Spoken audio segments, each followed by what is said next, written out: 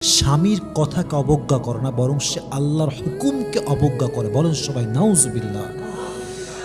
কারণ আল্লাহ রসুল বলেছেন, আল্লাহ ছাড়া কাউকে যদি সেজদা দেওয়া জায়েজ থাকতো, আমি তোমাদেরকে স্বামীর সামনে সেজদা করতে বলতাম। সুবহানাল্লাহ পড়বেন না আপনার সবাই? একজন নারীর জন্য আল্লাহ এবং তার রসুলের পরে কারো আদেশ মানা যদি বাধ্যতামূলক হয়, এটা একমাত্র স্বামীর আদেশ। যুবক ভাইরা, ঠিক কিনা বলেন?